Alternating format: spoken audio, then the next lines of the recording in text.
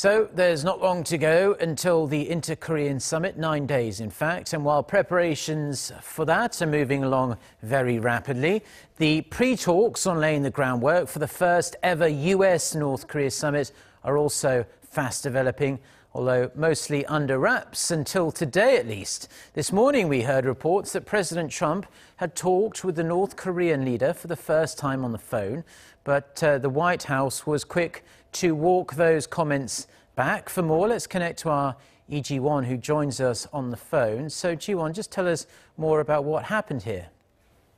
Mark, it was mistakenly reported that President Trump had direct talks with North Korean leader Kim Jong-un, as Trump smilingly answered yes to a reporter who asked if he had spoken directly with Kim.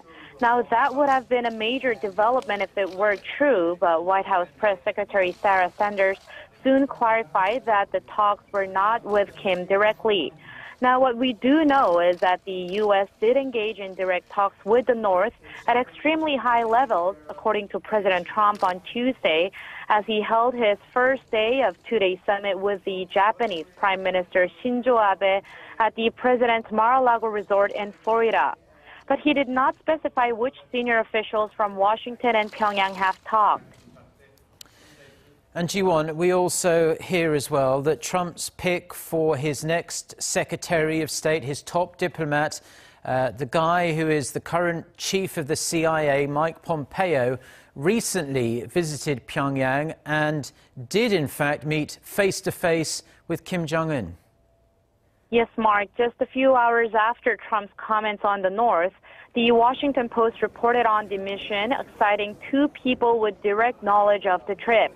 The report says CIA Director Mike Pompeo went to Pyongyang over the Easter weekend to meet Kim Jong-un as Trump's envoy in an effort to lay the groundwork for the much-anticipated U.S. North Korea summit.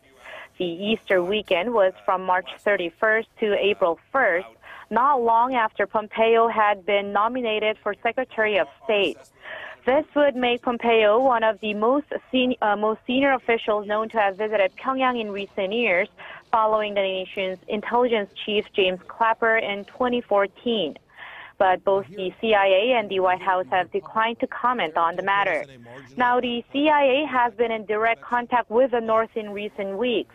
Multiple sources, including CNN and Reuters, reported that CIA and State Department officials are communicating with the North through back channels to plan for the summit, which is expected to be held in late May or early June. Back to you, Mark.